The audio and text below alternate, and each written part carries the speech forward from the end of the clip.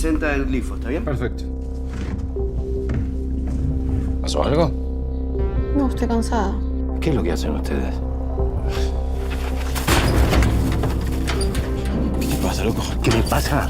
Que no quiero que me cagues la vida, pendejo. Mi abuela siempre cuenta que como hay almas acá en la tierra, los grillos van cantando para que no se escuchen sus lamentos.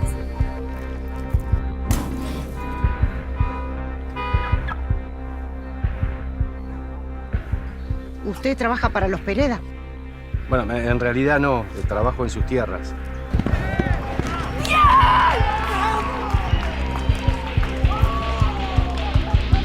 Pa, ¿podés parar un segundo? ¿Qué pasó? Se siente Malisa.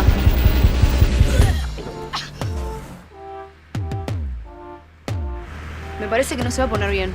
La médica dijo que hay 3 personas de la zona DISA con lo mismo. ¿Qué tenés para decirme? Soy la revolución de una generación en regeneración, ey, en proceso de expansión. Te traigo una revelación con esta canción. Soy la revolución de una generación en regeneración, ey, en proceso de expansión. Te traigo una revelación.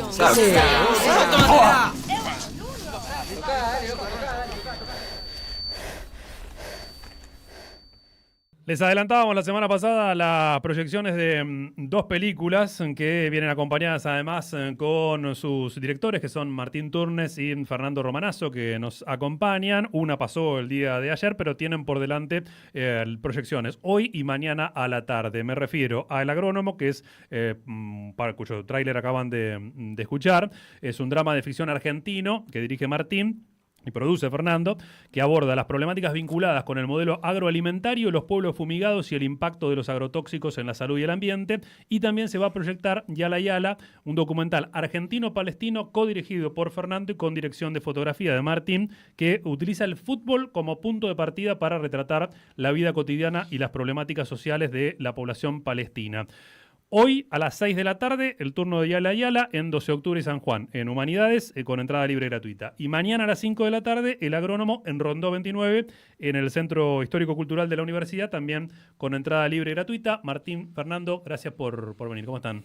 ¿Qué tal? Buen día. Muchas gracias por la invitación. Sí, muchas gracias. Bueno, arrancamos por El Agrónomo, que teníamos ahí el tráiler más fresco. En este caso, una dirección tuya, Martín, que nos contarás cómo llegás a poner el foco sobre esta temática y cómo encarás también, imagino, con una investigación, ¿no?, para ver los detalles de las consecuencias que este modelo basado en venenos que se multiplican cada vez más, que fue copando nuestro campo, ¿no? Sí, bueno, es una historia que nace hace muchos años la idea. La estrenamos en 2024 y 9 años antes fue como esa semilla que me dio ganas de meterme en ese mundo. Nada, surge porque yo vivo en Capital Federal y con mi familia estábamos comprando bolsones agroecológicos. Me empecé a cuestionar todo el sistema alimenticio del mundo y de mi ciudad en particular. Y me puse a investigar y me di cuenta que había muchos documentales sobre la temática o la problemática. Y tenía ganas de encarar una ficción, así que... pero bueno, tuve que hacer una investigación, como vos dijiste, de 4 o 5 años, estuve fácil. Y después sumé un co-guionista como para que me ayude a llegar a un guión para presentar al Instituto de Cine, al INCA. Y lo presentamos y unos años después salió y llegó la pandemia y tuvimos que esperar a filmar, así que se filmó en 2022 y bueno, un par de años después la pudimos estrenar y seguimos acá, viste, difundiéndola, acompañándola, haciendo cine debate. Más allá de este interés particular tuyo por encarar un trabajo de ficción, es un punto novedoso en este rubro, ¿no? Digamos, porque hay mucha producción tal vez, pero más que nada basado en documentales u otros formatos. Sí, como te decía, hay muchos documentales sobre esto. Hubo otras ficciones argentinas mientras producíamos esto, desarrollábamos. Pero bueno, así encarada desde el rol del ingeniero agrónomo, me pareció que era como que era una buena idea en el sentido de como contarlo desde adentro y desde nada, desde la línea de fuego, digamos, de donde está la toma de decisión de cuánto agroquímico o agrotóxico se aplica en este terreno en particular, o en aquel, o en el que está allá, y eso la decisión la tiene el agrónomo. Entonces me parece que siendo parte de un sistema, como estudió en la universidad pública, le enseñaron eso, el sistema en el que trabaja le impone que trabaje con el paquete tecnológico, que le venden la semilla y le venden el veneno para que le aplique esa semilla para que nazca lo más fuerte y linda y hermosa y productiva posible. Pero bueno, puede elegir no hacerlo, porque existe la agroecología, algo que no está en esta película, pero existe, porque nosotros quisimos retratar este sistema. Así que bueno, acá está la peli, que es el agrónomo y su familia que se mudan a un pueblo, y bueno, y cómo va sufriendo esa familia lo que él hace, ¿no? Hay un contrapunto de alguna manera entre padre e hija, ¿no? Sobre Tal cual. todo. Sí. Que, bueno, ahí escuchábamos algo en el tráiler, tiene que ver también con el freestyle y demás como herramienta también de expresión de esa denuncia. Tal cual, sí. Bueno, a mí me gusta mucho la música, tocaba la batería o toco, ya no sé. Y hice un documental sobre Troilo, sobre Aníbal Troilo, que se llama Pichuco, y tenía ganas de que haya música adelante de la pantalla. Y bueno, viviendo, a ver qué género musical, me pareció que el rap, el freestyle podía ser una buena forma para esta peli que mezcla lo urbano con lo rural, y que la música es súper urbana y ellos estaban en un ambiente rural, y que se cuestione a partir de la música, o que se utilice la música para cuestionar y la trama familiar, como bueno, está todo ahí, viste, enredado, como la vida misma. Claro, exactamente. Vi muy buenos comentarios respecto de la actuación de Diego Velázquez, ¿no? Que es justamente el protagonista, el agrónomo, que digamos, la perspectiva es lo que ves, es lo que él va atravesando, ¿no? Sí. Ahí hay una elección particular. Sí, Diego Velázquez es un genio, un actorazo, me encanta. Laburé con él, lo convoqué para un corto, Una noche solo, se llama el corto, que lo hicimos es una, ¿cómo se llama el concurso? Me olvidé del concurso del Inca ya, perdón. Que es para hacer cortometraje. Y bueno, lo convoqué y trabajé con él, y ahí nos conocimos. ¿Historias breves o algo? Historias breves, muchas gracias. Es temprano, ¿viste? Menos mal que alguien sabe de cine acá. Menos mal. Y bueno, después yo ya tenía ahí el guión del agrónomo, y apenas terminamos el rodaje se lo pasé y le encantó y se sumó. Y bueno, después se sumó Valeria Lois, que ellos son muy amigos, habían trabajado casi nada juntos, muy poquito. Y fue como una gran oportunidad para ellos y para mí tenerlos a los dos, que son increíbles. Y bueno, después está Susana Pampín, Claudio Martínez Bell, que son también actores de gran nivel y de reconocimiento. Y nada, tiene un elenco hermoso la película, que está buenísimo. Y es mi primera ficción como director de largometraje. Y yo tenía ganas si bien de dirigir actores, tenía ganas de que el elenco sea importante. Y bueno, y lo logramos, así que estamos muy contentos. Tenés actores y no actores, pero a su vez un trabajo en campo agrotóxico, ¿no? ¿Cómo es ahí la experiencia? ¿Cómo manejaste eso? La producción en sí, imagino vinculado también a los productores, cuyo modo de producción incluye justamente lo que vos cuestionás. Bueno, capaz que Fer puede sumar algo, pero trabajamos en campos reales, ¿viste? Donde aplican estos venenos ahí y bueno, hay un mosquito en la película que se había usado hacía unas horas y lo limpiaron un poco y lo usamos con agua nosotros, pero estábamos ahí, ¿viste? Donde pasan las cosas, teníamos que filmarlo, y en campos reales, donde hay una escena en la película que bueno, justo había habido una llovizna y nosotros teníamos escrita en el guión un diálogo que había trigo hasta la cintura en ese campo, y de repente ya me venían avisando que quizás lo cortaban porque no iba a rendir, y entonces lo cortaban para darle a los animales de los alrededores en vez de para exportar, como que ese cambio. Bueno, yo aprendí un montón, ¿no? Con esta película, que era la idea. Y bueno, tuvimos que adaptar la escena ese mismo día. Y el diálogo lo escribí con el productor de esa tierra, y y el dueño del cultivo era el otro productor que con los dos veníamos trabajando en la película y los conocíamos, o sea que fue todo un trabajo de producción súper importante y clave para en un par de horas acomodar una escena y hacer que sea real, y lo que estaba pasando y lo que se ve es real. Hay unos tractorcitos ahí haciendo los rollos, y lo que dicen lo escribí ahí un rato antes con el productor que estaba haciendo lo que se veía. Así que... ¿Es habitual, digamos, esto en la producción de cine argentino?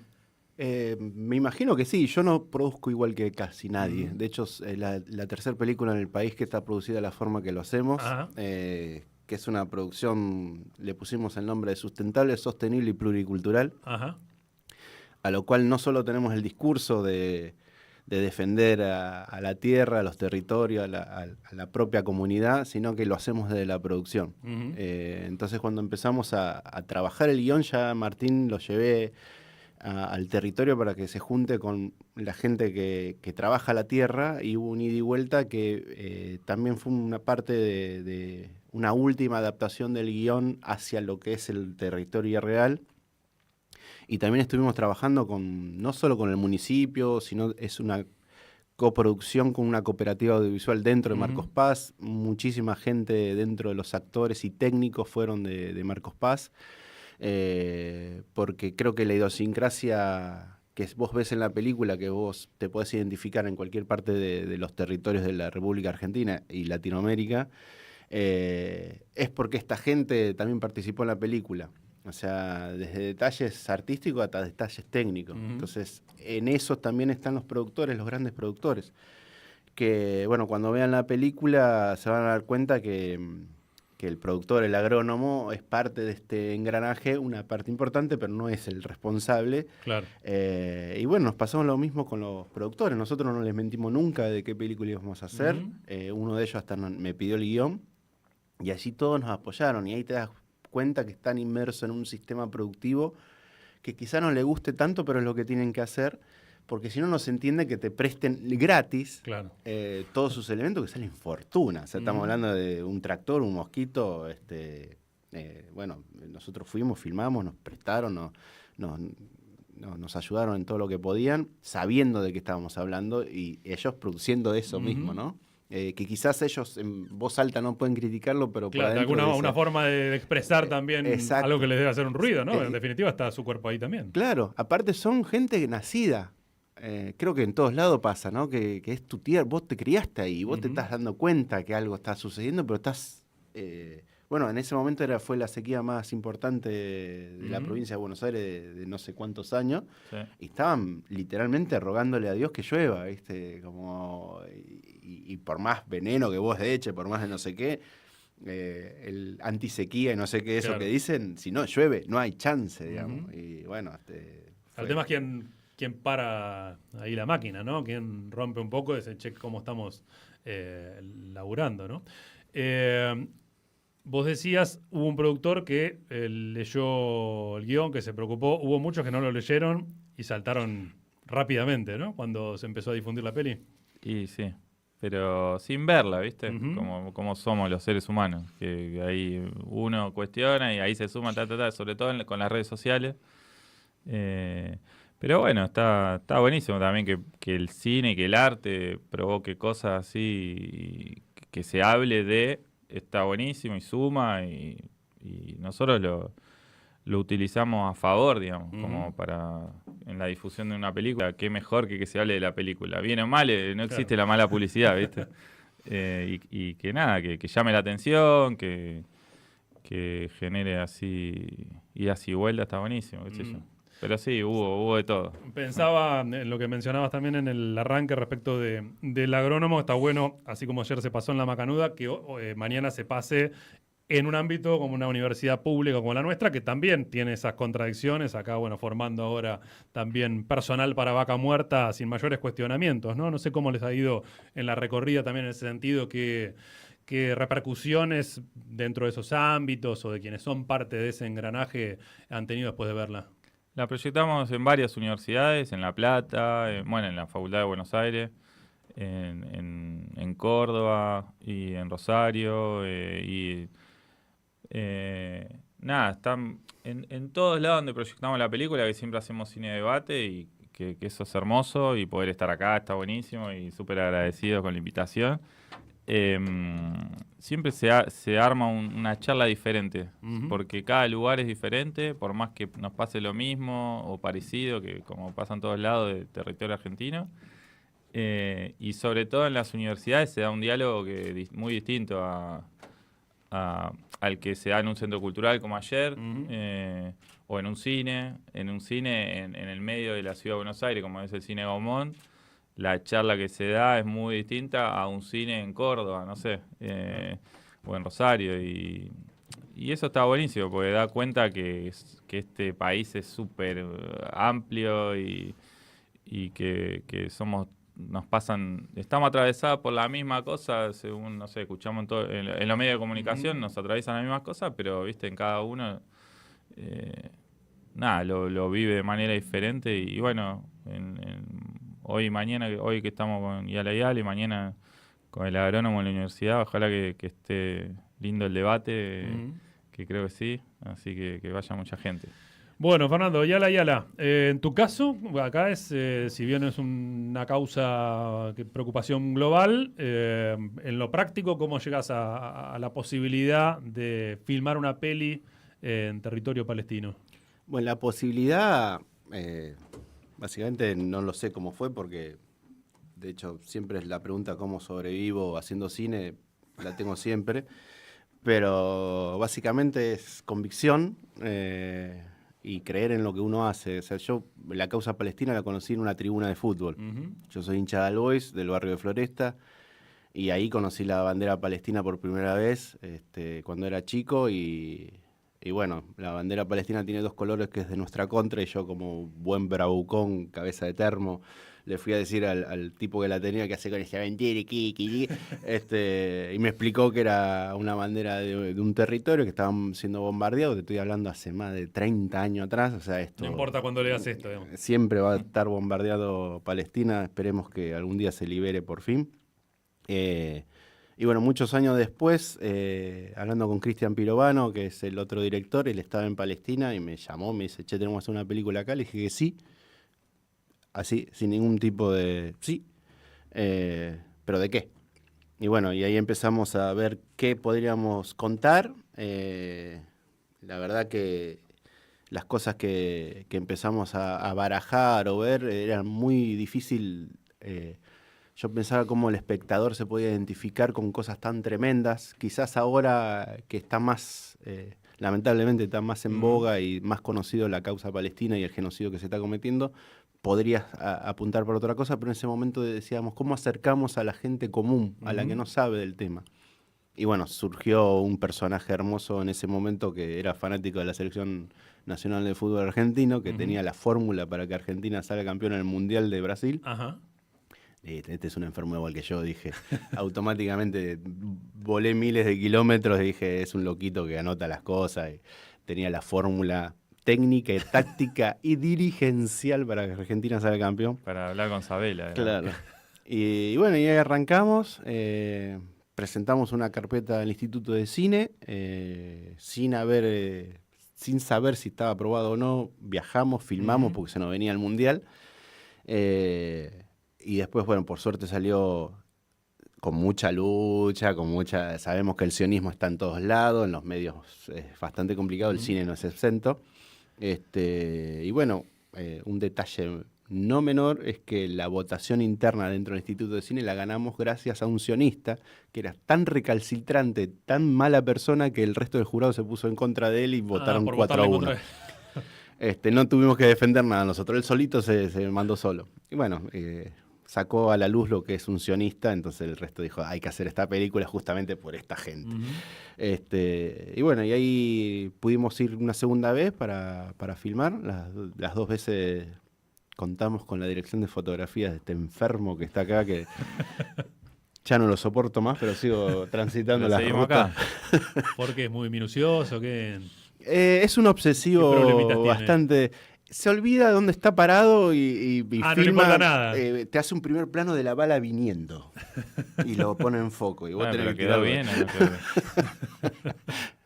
Eso cuando vos sos el productor o el director, digamos, cambia mucho porque después lo tenés que bancar pidiéndote cosas que estamos comiendo pan duro con mate cocido y te dicen, no, necesito un lente y una luz. No tenemos plata.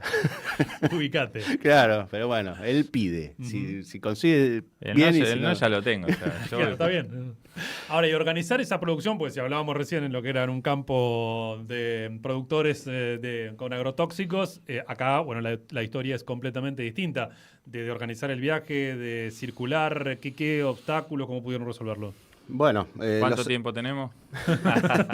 Los obstáculos, mira, la película es una coproducción con Palestina. Uh-huh. O sea, la decisión fue hacerla, como te decía antes, que el método de producción, la película se hizo antes del agrónomo. Después le pusimos un nombre, algo técnicamente fuimos aprendiendo de otros. Nosotros lo hacíamos en la práctica, esta forma de producir. Es una decisión moral, ética y desde la ideología, la postura ideológica que tenemos. O sea, teníamos que hacerlo con palestinos, no teníamos que hacer el occidental salvador. Que va y mira. No, es una película palestina que nosotros, junto con los palestinos, hacemos y necesitamos una coproducción local. Y bueno, pudimos lograrla, entonces teníamos una pata muy importante allá. Lo importante era tratar de entrar a alguno de los, porque no saben que no se puede ir a filmar a Palestina. O sea, no vas y dices, hola, sí, ¿qué tal? Vengo a filmar a Palestina. Y menos con palestinos. Claro. Entonces teníamos distintas tácticas para poder ingresar primero a Palestina y después tácticas para poder filmar. Si bien en Latinoamérica teníamos, cuando llegamos la primera vez, teníamos una productora francesa que se volvió loca porque, claro, son muy estructurados y tienen que tener todo muy planificado. Y en Palestina no se puede planificar nada porque cambia todo el tiempo, todo. Bukra Inshallah. Sí. Esa fue la primera palabra que aprendimos. Bukra Inshallah, mañana si Dios quiere. Ajá. Yo lo primero que pedí fueron unas pilas para los micrófonos. Y me dice Bukra Inshallah. Y yo, ¿qué es Bukra Inshallah? Mañana, ¿qué mañana? Necesito hoy. Claro. Y me explicó que no es tan fácil conseguir las cosas. Y si yo te voy a hacer todo lo posible conseguirlo, pero no sé si voy a estar vivo, si nos van a secuestrar, si van a cortar los suministros. Entonces, Bukra Inshallah. Todos decían Bukra Inshallah. Y bueno, y ahí era tener distintas planificaciones, como muchos planes. Y hemos llegado bueno, se cayó el protagonista que era el fanático de fútbol, no terminó quedando. Ajá. Por unas cuestiones de seguridad de él y de su familia, y de repente no teníamos nada. Y claro, yo sabía que necesitaba poder plasmar en la película lo que es la opresión que no se ve, que recién ahora los argentinos lo estamos viendo, que en un momento también se vio, que lamentablemente es tecnología probada en campo de israelí, exportada, que es la detección de rostros, las cámaras, los porque acá vale tener en cuenta, digamos, es Cisjordania y Jerusalén. Claro. Porque, digamos, uno piensa Palestina, hoy la imagen de Gaza es un territorio completamente arrasado, y esto es ese control permanente cotidiano, ¿no? Esa represión de la que vos hablás. Claro, que es que a cuentagotas y es un control ciudadano que se lo venden a los gobiernos para controlar a su propia población. Entonces, ¿cómo mostrás eso en una película, un documental, sin que te lo cuenten? Entonces, era, bueno... Sin entrevistas. Claro. Así, a cámara, ¿viste? Era la idea, entonces acá era son más difícil. Diálogos. Son charlas. Claro, nosotros decidimos es como seguir a los protagonistas. Porque no queríamos que se imponga nada y seguir a los protagonistas en la vida del fútbol, que era lo que nos identificaba. Obviamente que cuando vos seguís a alguien en ese territorio ya se cuenta solo por sí mismo, pero cómo contábamos esta otra opresión. Entonces era, bueno, Tincho, andá y filmá muro, andá y filmá los puestos de control, que obviamente está prohibido filmar, o sea, claro. Es como... Ahí sí que no podíamos ir con Palestino porque obviamente si lo capturan a ellos... tienen riesgo de estar muchísimo tiempo preso. Si bien, bueno, ahí estaba lo que te decía, que se cree que se derrite todo el mundo, todas las reglas, y él puede filmar donde se le cante el tuje. No me estás haciendo quedar muy bien. En el fondo sí, ¿no? No sé. Se comprende. Y se manda, ¿viste? Y como... a veces como... después que los planos quedan buenísimos, pero en el momento... ¿A qué costo, no? Muchas veces lo tuve que agarrar y tirar para atrás. Pero vos me decías que haga eso. ¿no? Yo te tiraba una idea. Después andamos camuflándolo ahí, pero bueno. Era eso, ¿no? Como todo el tiempo tratar de improvisar, que dentro de todos los argentinos estábamos acostumbrados un poquito a hacer lo que se puede con lo que se tiene, y nos salía la argentinidad a pleno, y los palestinos nos llevábamos muy bien porque eran más Había o menos un código común. Exacto. Y contaba un poquito de las historias que quedan reflejadas ahí, o qué personajes te permiten a través del fútbol contar esta realidad. Tratamos de plasmar todo lo que posiblemente nosotros tengamos en cualquier parte de nuestro país. El hincha, el pibito que quiere ser jugador de fútbol, el jugador de fútbol profesional, el dirigente. Íbamos a tener un árbitro, pero bueno, como buen árbitro era un gilipollas, como dijimos, lo dejamos afuera. Había técnicos. Técnico, claro, el técnico profesional de la selección, que también es de la prensa, viste que ahora tienen esas cosas, y el técnico de pibitos y cosas. O sea, tenés esas cuestiones que lo que es lo hermoso del fútbol, que es 100% político y 100% social. Es un entramado que te permite conocer la cultura. Y bueno, esa fue la idea y fuimos siguiéndolo, y por suerte y planificación decíamos, nos falta un lugar, por ejemplo, al Jalil Hebron, que es un lugar que tenés la colonia más grande de colonos judíos israelíes dentro de una de las mayores ciudades de Palestino, y con un control militar pero tremendo. Y Hebrón es tremendo. Necesitamos un jugador de fútbol ahí. Y bueno, conseguimos el jugador de fútbol amateur. Listo, vamos ahí, que tenía una casa, arriba de su casa tenía un puesto de control militar. Que cuando íbamos filmando, mirábamos al milico. Claro. Y bueno, esto se filmó hace más de 10 años, sí. ¿no? Han pasado cosas en territorio palestino. ¿Cómo es el contacto con quienes trabajaron? ¿Qué saben de ellos?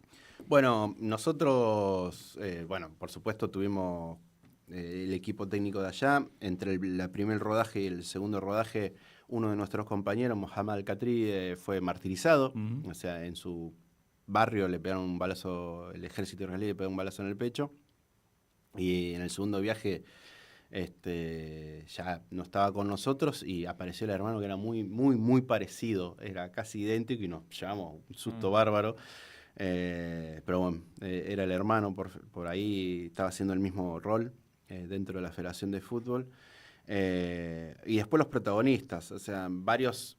El único que sigue ejerciendo su profesión es Eyad, que es de Gaza, es gazatí él, que bueno, no quiero spoilear mucho, pero en la película se ve cómo él y su familia, que está viviendo en Cisjordania, su hijo nunca pudo conocer a sus abuelos ni a sus tíos físicamente. Bueno, sus abuelos, sus tíos y sus primos fueron bombardeados, fueron heridos, han tenido una situación y tienen una situación muy grave. Y bueno, nosotros desde que empezó este nuevo genocidio en vivo las 24 horas, todo lo que podemos recaudar se lo mandamos a ellos, a esta familia, a la familia de Eyad.